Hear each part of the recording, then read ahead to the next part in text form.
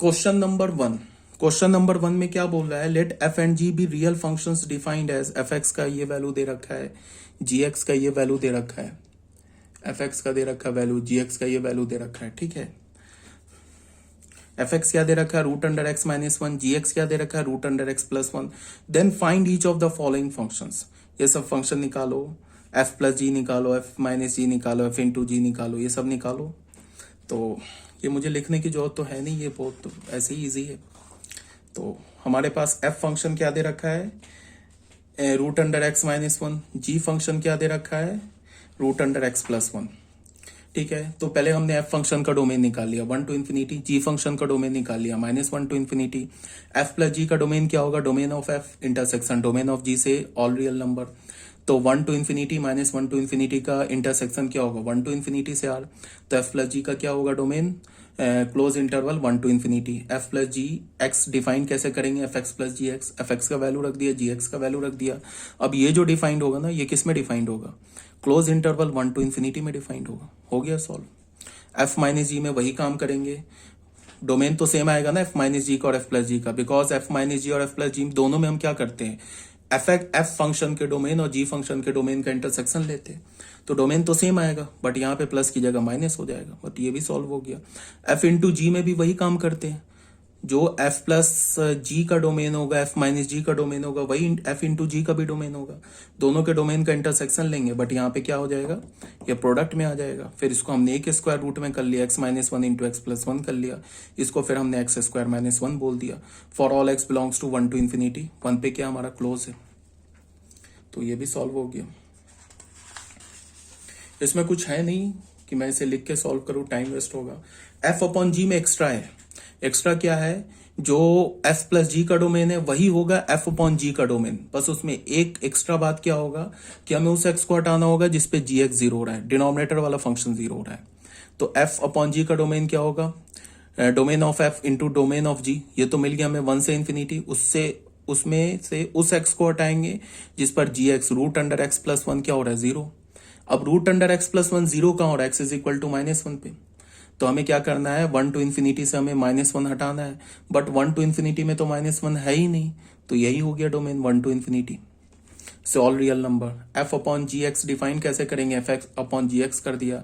For all x belongs to 1 to infinity, f x का value क्या? Root under x minus one. G x का value क्या? Root under x plus one. तो square root को एक साथ कर लिया, हो गया।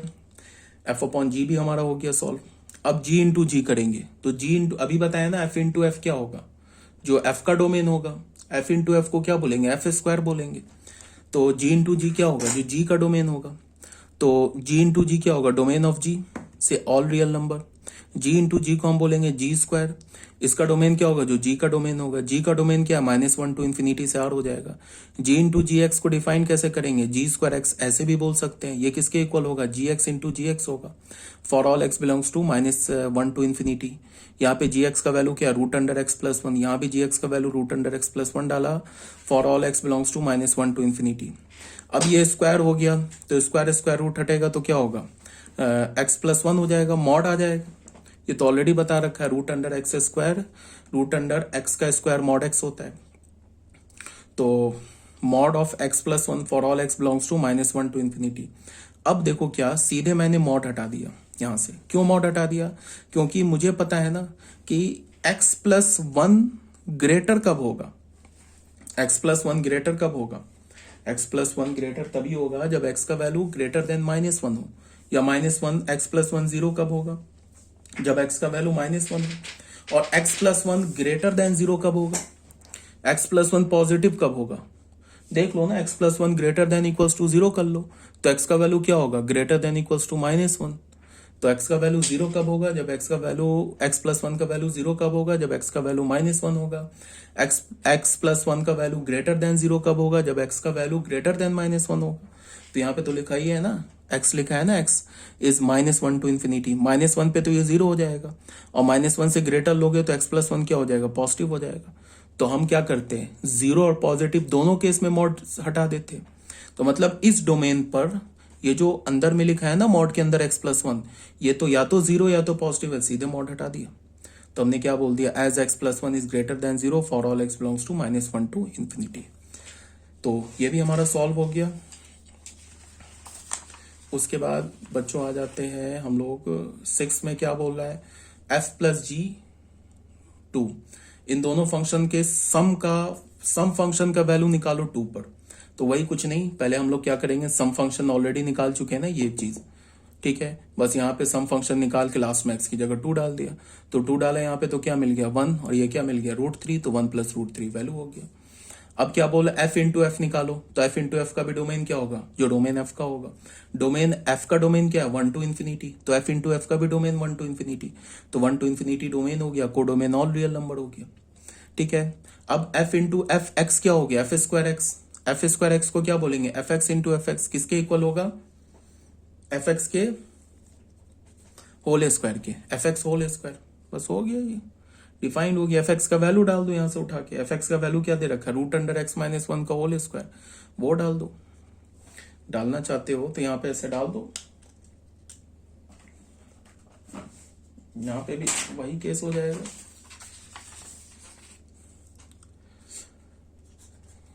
f इंटू एफ एक्स, जिसको हमने क्या बोला, एफ स्क्वायर एक्स बोला, ये क्या हो जाएगा, एफ एक्स का होल स्क्वायर, एफ एक्स क्या हमारे पास दे रखा है, √x-1 का whole square for all x belongs to 1 to infinity, ठीक है।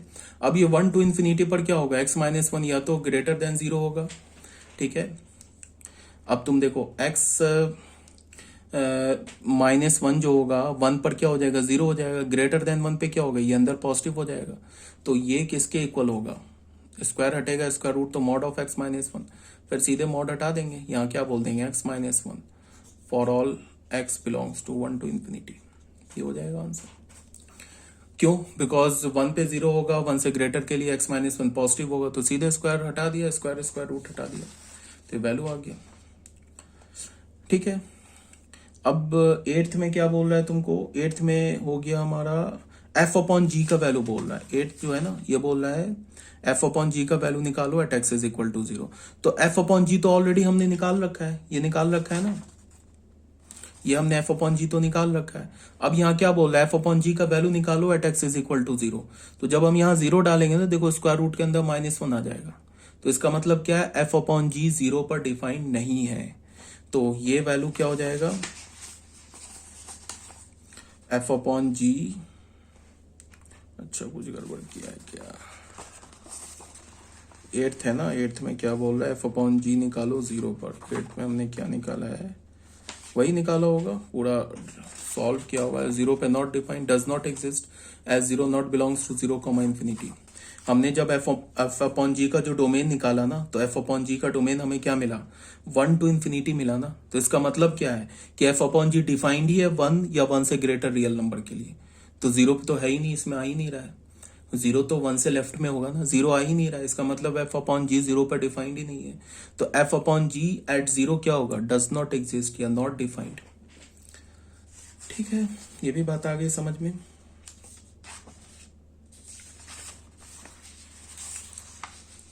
यही बोला जा रहा है तुम लोगों को। अब आ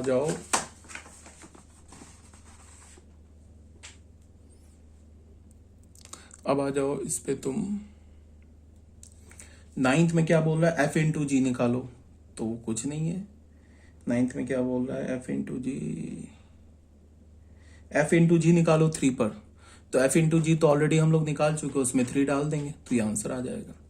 फिर 10th में क्या बोल रहा है, g इंटू जी निकालो 5 पर, तो g इंटू जी तो ऑलरेडी हम लोग निकाल चुके हैं ना, g इंटू जी जो हम लोग 5th पार्ट में निकाल चुके हैं, उसमें बस x की जगह 5 डाल दो तो 6 आ गया आंसर, ठीक है। ये तो बहुत इजी था। Question number 2 same, exactly same है, इसको मैंने कर दिया डू इट योर सेल्फ, या खुद से करना, फालतू इसमें टाइम वेस्ट हो रहा है, ठीक है। अब आ जाओ क्वेश्चन नंबर 3 पर। क्वेश्चन नंबर 3 में क्या बोल रहा है, find the domain of each of the following functions given by, इन सारे फंक्शंस का डोमेन निकालो। तो पहला फंक्शन क्या हमारे पास, f x is equal to 1 upon √x-1, इस फंक्शन का हमें डोमेन निकालना है। तो इस फंक्शन का डोमेन कैसे निकालेंगे, देख लो। यहाँ पे क्या है, इसको डोमेन निकालने के कई सारे मेथड है। तो देखो यहाँ पे क्या है, यहाँ पे सबसे पहली बात क्या है कि स्क्वायर रूट डिनोमिनेटर में है। तो मैंने क्या बोला है कि जब भी स्क्वायर रूट डिनोमिनेटर में होता है तो वहां पे क्या होता है, सिर्फ ग्रेटर देन जीरो। और अगर स्क्वायर रूट न्यूमरेटर में होता है तो फिर क्या होता है, जो स्क्वायर रूट के अंदर लिखा है वो क्या होगा, greater than equals to zero. तो यहाँ पे हमने क्या बोला, for f x to be defined, f x को डिफाइंड होने के लिए जो स्क्वायर रूट के अंदर है ना एक्स माइनस मॉड एक्स, इसको क्या होना होगा, greater than equals to zero. तो मॉड एक्स को क्या होना होगा, less than equals to x. अब mod x less than equals to x जो है, ये हमारा कोई भी ऐसा रियल एक्स नहीं है जो mod x less than equal to x को ये कर दे, क्या कर दे, सेटिस्फाई कर दे।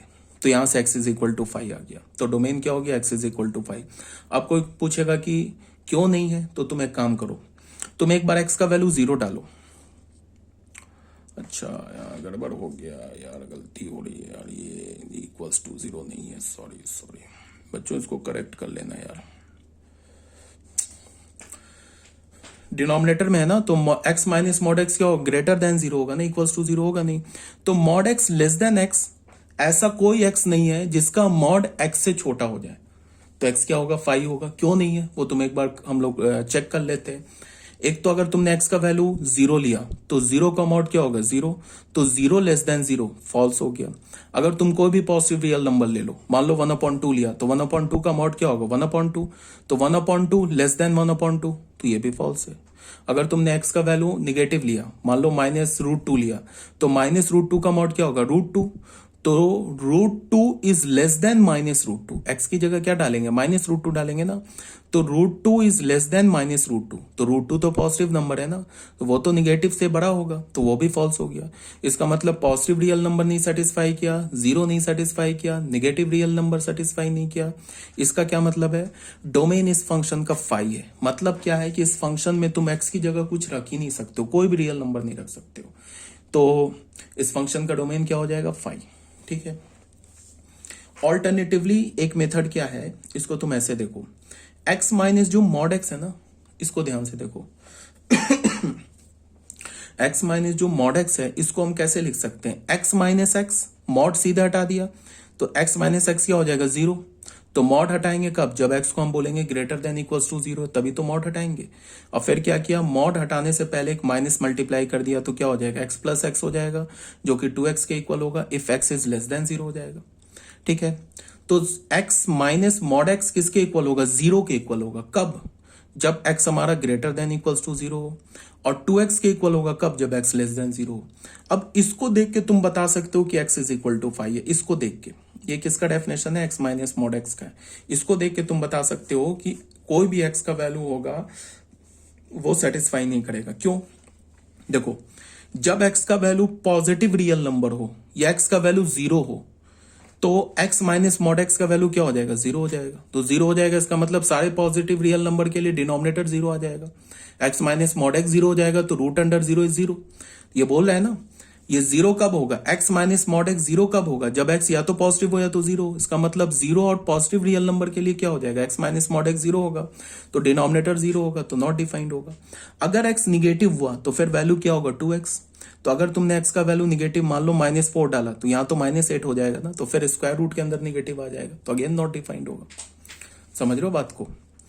अगर तुमने x का वैल्यू -2 डाला, -3 डाला, तो 2x का वैल्यू अगर -3 डाला तो -6 हो जाएगा। तो x माइनस मॉड एक्स का वैल्यू -6 हो जाएगा। इसका क्या मतलब हो गया कि फिर स्क्वायर रूट के अंदर निगेटिव, तो नॉट डिफाइंड। ऐसे भी हम देख सकते हैं 1/√x minus mod x does not take any real value for any x belongs to R. ये किसके इक्वल है, y के इक्वल है ना। तो क्या बोल रहा है, y कोई भी रियल वैल्यू नहीं लेगा for any x belongs to R, because x का ही वैल्यू हम नहीं डाल सकते, तो y का वैल्यू कहां से निकालेंगे। ठीक है, x का तो कोई वैल्यू ही नहीं है जो इस फंक्शन को सेटिस्फाई करेगा, तो y का वैल्यू कहां से मिलेगा। F x means y is not defined for any x belongs to R. ठीक है, तो डोमेन क्या हो गया, फाई हो गया फंक्शन का। ये भी बात आ गई होगी समझ में। एक और मेथड है, ये थोड़ा ग्राफिकल मेथड है, इसको देखो। ऑल्टरनेटिवली क्या हमारे पास, ग्राफिकल मेथड। ग्राफिकल मेथड में हमने क्या किया कि हमने, अच्छा एक बात ये बताओ कि अगर दो फंक्शन का ग्राफ जिस पॉइंट पर इंटरसेक्ट करेगा, तुम ध्यान से ऐसे देखो, इससे पहले तुम ऐसे देखो, मान लो ना कि हमारे पास एक ऐसे कर्व है, ये मान लो ये जो कर्व है ना, ये y is equal to f x का कर्व है, और ये जो कर्व है ये y is equal to g x का कर्व है। अब देखो इस कर्व से हम लोग क्या क्या इंटरप्रिटेशन निकाल सकते हैं वो देखो। अब ये मान लो पॉइंट हमारा अल्फा है, ठीक है, तो इस पॉइंट का कोऑर्डिनेट क्या होगा, इस पॉइंट का मैं यहां पे कोऑर्डिनेट लिख रहा हूं। इस पॉइंट का कोऑर्डिनेट होगा alpha comma f of alpha, एक तो ऐसे लिख लो, और दूसरा कोऑर्डिनेट क्या होगा beta comma f of beta. Because अगर तुम इस एफ फंक्शन के पॉइंट ऑफ व्यू से देखोगे तो हमने डोमेन में अल्फा डाला, तो ये क्या होगा F alpha comma f of alpha. और अगर जी फंक्शन के पॉइंट ऑफ व्यू से देखोगे तो इस फंक्शन में हमने एक्स की जगह अल्फा डाला, तो वाई क्या मिला हमें जी ऑफ अल्फा। तो यहाँ पे क्या हमें पता चल गया अल्फा, ये बीटा क्यों लिख रहा हूँ, अल्फा कॉमा क्या लिख रहा हूं मैं यार, alpha comma g of alpha. तो हमें यहां से क्या पता चल गया alpha comma f of alpha किसके इक्वल है, ये alpha comma g of alpha के इक्वल है। तो यहां से एफ अल्फा क्या हो गया जी अल्फा, ये तो ऑब्वियस ही बात है ना, वाई कोऑर्डिनेट बराबर हो गए, तो वाई का वैल्यू है ना, तो वाई कोऑर्डिनेट बराबर होगा। अब अगर मैं तुम्हें ऐसे लिख रहा हूं, इसको पास ध्यान से देखो, इस पॉइंट पे भी दोनों कर्व इंटरसेक्ट कर रहा है, इसका मतलब जीरो पर भी दोनों फंक्शन का वैल्यू सेम होगा। तो अगर मैं बोलूं कि एफ एक्स जो है ना जी एक्स के इक्वल है at x is equal to zero and x is equal to alpha, तो ये बिल्कुल सही बात लिखा हुआ है, दोनों फंक्शन का वैल्यू सेम है, किस पर, जीरो और अल्फा पर। क्यों, बिकॉज जीरो और अल्फा पर दोनों फंक्शन जो है ना वो इंटरसेक्ट कर रहा है। अब अगर मैं बोलूं कि एफ एक्स जो होगा वो ग्रेटर होगा जी एक्स से फॉर ऑल एक्स बिलोंग्स, तो देखो एफ एक्स फंक्शन का कर्व ऊपर है, जी एक्स फंक्शन का कर्व नीचे है, तो कर्व ऊपर है तो इसका मतलब कर्व के ऊपर हर एक पॉइंट का वाई कोऑर्डिनेट बड़ा होगा। इस कर्व के ऊपर कोई भी पॉइंट ले लो, इस कर्व के ऊपर ये पॉइंट लोगे तो इस पॉइंट का वाई कोऑर्डिनेट इस पॉइंट के वाई कोऑर्डिनेट से छोटा होगा ना, तो क्या होगा एफ एक्स क्या वाई है ना, तो एफ एक्स क्या होगा ग्रेटर देन जी एक्स होगा for all x belongs to zero to alpha, zero से अल्फा के बीच में, ठीक है, जीरो को छोड़ दिया अल्फा को छोड़ दिया, बिकॉज जीरो अल्फा पे दोनों तो फंक्शन बराबर है, इसके बीच में जितने एक्स है ना उनके लिए एफ एक्स क्या होगा जी एक्स से बड़ा होगा, और एफ एक्स जो होगा वो लेस देन जी एक्स होगा for all x belongs to alpha to infinity. देख लो अब अल्फा से अगर बढ़ेंगे तो देखो एफ नीचे आ गया जी ऊपर आ गया, एफ नीचे आ गया जी ऊपर आ गया, इसका क्या मतलब हो गया कि एफ एक्स क्या हो गया, एफ एक्स हो गया मतलब एफ फंक्शन का वाई कोऑर्डिनेट जी फंक्शन के वाई कोऑर्डिनेट से छोटा हो गया, ठीक है, for all x belongs to alpha to infinity. Negative real numbers के लिए ना ही एफ फंक्शन डिफाइंड है ना ही जी फंक्शन डिफाइंड है, तो जब डिफाइंड ही नहीं है तो कंपैरिजन का कोई सवाल ही नहीं उठता है। तो ये बात तुम्हें समझ में आ गई। अब अगर ये बात समझ में आ गई तो हम लोग इस फंक्शन को ग्राफिकली देख सकते हैं। देखो हमारे पास क्या था फंक्शन, हमारे पास फंक्शन ऐसे था ना f x is equal to 1/√x minus mod x, ये था ना हमारे पास, ठीक है। तो हमने क्या किया कि x माइनस मॉड एक्स को क्या होना होगा ग्रेटर देन जीरो, तो यहां से हमने क्या बोला x should be greater than mod x, ठीक है। तो ये एक फंक्शन हो गया, इसको हमने एक function y is equal to x function बोल दिया, राइट हैंड साइड में जो एक फंक्शन है इसको y is equal to mod x function बोल दिया, ठीक है। अब इस दोनों फंक्शन का हमने साइमल्टेनियसली एक ही कर्व पर ग्राफ ड्रॉ कर लिया।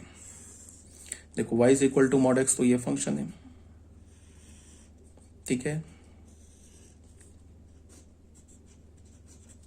और y is equal to x ये फंक्शन है। ये और ये दोनों लाइन, ये लाइन क्या हमारा y is equal to x line है, और ये लाइन क्या है y is equal to minus x line है। ये कर्व और ये कर्व मिलके क्या हो गया y is equal to mod x का कर्व आ गया, और ये पूरा कर्व मिलके क्या हो गया y is equal to x का कर्व आ गया। ये कर्व क्या है y is equal to x का कर्व है, और ये दोनों कर्व मिला के क्या हो गया y is equal to mod x का कर्व आ गया।